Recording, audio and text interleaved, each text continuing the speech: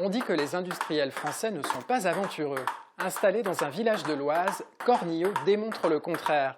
Le fabricant de tables de ping-pong a enregistré un record en 2019. 55% de son chiffre d'affaires réalisé à l'étranger.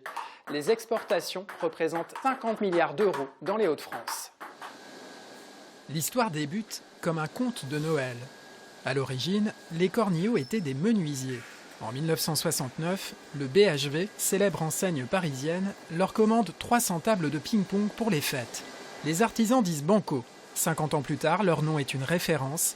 Les 90 salariés contribuent tous à ce succès. C'est une fierté pour nous. Plus ça va, plus on monte. Quand on voit ce qui se passe autour de nous, oui, on est fiers, oui, carrément. 27,5 millions d'euros, c'est le chiffre d'affaires enregistré en 2019. L'entreprise n'a cessé d'innover depuis qu'elle s'est lancée.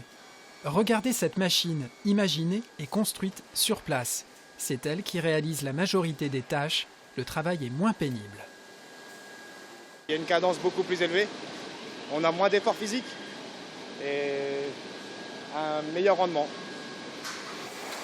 L'usine produit 4 à 500 tables par jour, mais il reste de la place en réserve. Et pour cause, Noël a été faste. D'excellentes ventes et un chiffre d'affaires en progression de 9%, Cornillo séduit les Français, les Anglais, les Allemands et les Américains.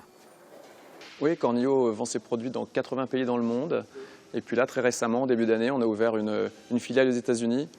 Pour une petite entreprise de Bonneuil-les-Eaux, c'est quand même pas mal d'avoir un pied-à-terre de l'autre côté de l'Atlantique. La recherche et le développement, c'est le nerf de la guerre. Dernière trouvaille, cette table de billard d'extérieur. Elle coûte près de 3 000 euros. À ce tarif, l'entreprise doit garantir sa longévité. C'est un produit qu'on a mis 3 ans à sortir, donc 3 ans de recherche-développement, avec testé plus de 80 types de tapis pour être certain que justement ils résistent aux intempéries, à la pluie, à des chaleurs extrêmes, à des brouillards salins, etc. Donc c'est un produit qu'on est fier d'avoir produit ici à Bonneuil-les-Eaux. Le Made in France est un atout, mais il ne suffit pas à aplanir toutes les difficultés. Il y a quelques années, Maginsia, ici à Noyon, a fait parler d'elle en rapatriant sa production de Chine vers la France. Mais des difficultés sont apparues. Le salut est venu d'investisseurs polonais. Le Made in France, c'est aussi un argument phare pour Maginsia. Et cela a marché pendant des années.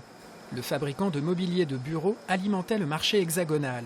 Du sur-mesure, une réponse rapide aux commandes. Le grain de sable est venu de clients publics et privés. 11 millions d'euros de retard de paiement et l'entreprise plonge. Les difficultés, ça a été un cercle vicieux en fait. On a commencé par être mal payé par nos clients et notamment nos plus grands clients jusqu'à atteindre un niveau d'impayé très élevé en août 2018. On a essayé de lancer toutes les actions pour recouvrer ces fonds, mais le mal était fait. Et après, on a commencé à avoir des difficultés d'approvisionnement avec nos fournisseurs, donc de production, de livraison. Et ça a été le début de la chute. De 800 salariés sur 5 sites, le groupe se retrouve à 250 sur 3 sites. Maginsia est finalement repris par le polonais Novistil. D'abord circonspect, ce grand groupe saisit l'opportunité. C'est une bonne chose, ça peut faire bouger l'entreprise. Et on espère tous. Après, on laisse faire, on attend, on fait confiance. On était vraiment dans le trou, quoi. Et là, on va remonter un peu, ça fait du bien, quoi. De retravailler, ça fait du bien, quoi. Voilà. L'activité reprend peu à peu. Les nouveaux propriétaires vont délocaliser certaines productions de Pologne vers la France. Alors voilà, l'imaginaire collectif va dire pourquoi de la Pologne vers la France. Le salarié polonais est 2 fois moins cher, 2 fois moins coûteux que le salarié français. Et oui, mais le groupe aujourd'hui a choisi ce schéma-là, de venir produire au plus près de son marché de consommation. Donc l'objectif du groupe est de produire au maximum en France. Novistil a prévu d'investir 20 millions d'euros dans l'entreprise. Objectif, conquérir la première place sur le marché du mobilier de bureau.